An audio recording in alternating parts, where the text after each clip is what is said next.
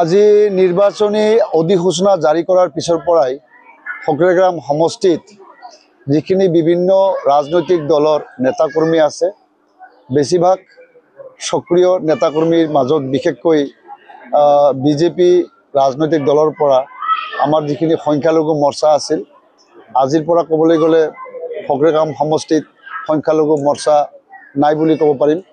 কাৰণ ইতিমধ্যে যোৱা কেইদিনৰ পৰা আজি যিখিনি বাকি আছিল আমাৰ কি কয় ইমান ভাই তাৰপিছত আমাৰ আলিদাৰ পৰা নয়াবানু আমাৰ এখেত মিনাৰা বেগমৰ পৰা আৰম্ভ কৰি জিলা পৰ্যায়ৰ মণ্ডল পৰ্যায়ৰ বুথ পৰ্যায়ৰ আৰু ভিচিডিসি পৰ্যায়ৰ যিবিলাক নেতাকৰ্মী আছিল বিজেপি দলৰ সেইখিনি আজি গোটেইখিনি আৰু তেওঁলোকৰ বহুত কৰ্মকৰ্তা আজি প্ৰায় 300 মান কৰ্মকৰ্তা আজি ইয়াত আনুষ্ঠানিকভাৱে যোগদান কৰিলে অনাগত নিৰ্বাচনত এইটোৱে এটা বিশেষ এটা তাৎপৰ্য বুজায় যে ফকৰেগ্ৰাম সমষ্টিত দুটা টাৰ্মছত সাম্প্ৰদায়িক শক্তিয়ে ৰাজনৈতিক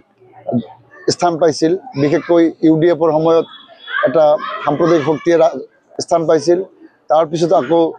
বিজেপি আহি সেই সাম্প্ৰদায়িক শক্তিক উৎখাত কৰি আকৌ বিজেপিয়ে সমষ্টিটো দখল কৰিছিল কিন্তু ৰাইজে ইয়াৰ পৰা কোনো উপকৃত হোৱা নাছিল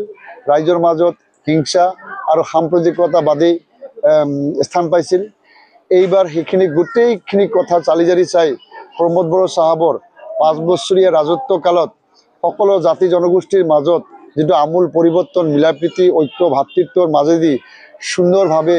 5 বছৰে যেটো বিটিসি সৰকাৰখন প্ৰমোদ বড়ো সাহাবে চলাই ললে এই ক্ষেত্ৰত সবে আমাৰ নেতৃত্বৰ ওপৰত মোহিত হৈ আৰু এইবেলি ফকৰেগ্ৰাম সমষ্টিত মোক ইউপিপিএল দলৰ প্ৰাৰ্থী হিচাপে দলে যেতিয়াৰ পৰা মনোনীত কৰিছে তেতিয়াৰ পৰাই এটা উৎসৱ মুখৰ পৰিৱেশ সকলো জাতি জনগোষ্ঠীৰ মাজত গঢ়ি উঠিছে আৰু সকলে নিজে মই যোগাযোগ কৰাৰ আগতে প্ৰত্যেকটো গাঁৱৰে মুছলিম সম্প্ৰদায়ৰ মানুহ ৰাজবংশী সম্প্ৰদায়ৰ মানুহ বঙালী সম্প্ৰদায়ৰ মানুহ বড়ো সম্প্ৰদায়ৰ যিকেইটা সম্প্ৰদায়ৰ মানুহ এই ফকৰেগ্ৰাম সমষ্টিত আছে সকলোৱে ঐক্যবদ্ধ হৈ ইতিমধ্যে আগবাঢ়ি আহিছে আৰু এইবাৰ মোৰ বিশ্বাস আছে যে ফকৰেগ্ৰাম সমষ্টিত এইবাৰ জাতি ভেদ সাম্প্ৰদায়িকতা বাদৰ কোনো স্থান নাই আৰু ফকৰেগ্ৰাম সমষ্টিত বহিৰা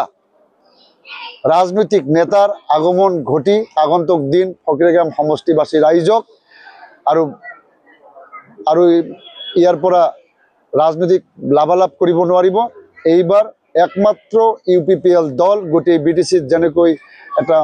ভাল এটা সংখ্যা লৈ প্ৰায় 30টা মান সমষ্টি লৈ আমি যে এইবাৰ বিটিসিত ইউপিপিএল দলৰ প্ৰমোদ বড়ো সাহাবৰ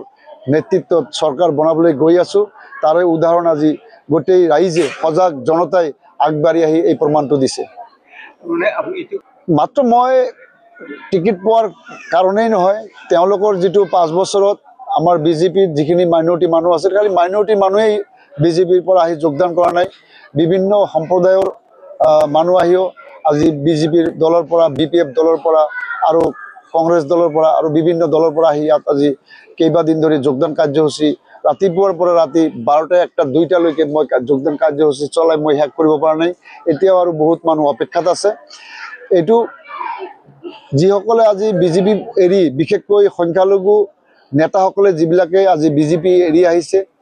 এই কেইদিনমানৰ ভিতৰত কিছুমান ৰাজনৈতিক বাৰ্তাই বিজেপিৰ ফালৰ দিলীপ শইকীয়া ডাঙৰীয়াই মিয়া উচ্ছেদ কৰিম বুলি যেটো কি কয় বাৰ্তা দিলে বিটিসিত থকা মিয়া মানুহক খাছলেণ্ডৰ পৰা উচ্ছেদ কৰিম আৰু বিশেষকৈ অৰূপ কুমাৰ দে তেওঁৰ যেটো সাম্প্ৰদায়িক যেটো ভাষণ সাম্প্ৰদায়িক কথা সাম্প্ৰদায়িক ব্যৱহাৰ ইতিমধ্যে আমাৰ কি কয় এজন প্ৰাক্তন বিজেপি কৰ্মকৰ্তা আমাৰ ইমান আলী ডাঙৰীয়াই যেটো দুখ বেদনাদায়ক কথা ক'লে যে এজন বিজেপিৰ কৰ্মকৰ্তা মাইনুদ্দিন তেওঁক নেকি তেওঁ এজন মৌলানা আছিল আলেম আছিল আৰু আলেম হয় তেওঁ আৰু তেওঁৰ দাড়ি ছিঙি দিয়া বুলি বাৰবাৰ তেওঁক ধমকি দিছিল এইবিলাক কথা তেওঁলোকৰ মনত আঘাত কৰিছে আৰু মুছলমান মানুহখিনিক যিখিনি বিজেপিলৈ গৈছিল সেইখিনিক তেওঁলোকে এটা ৰাজনৈতিক মৰ্যাদা সম্পূৰ্ণ এটা সন্মান পাব লাগে সেই সন্মানটো নোপোৱাটো এটা মেইন কাৰণ আৰু লগতে আজি গোটেই BTC প্ৰমোদ বড়ো চাহাবৰ নেতৃত্বৰ প্ৰতি এটা আস্থা এটা মেইন কাৰণ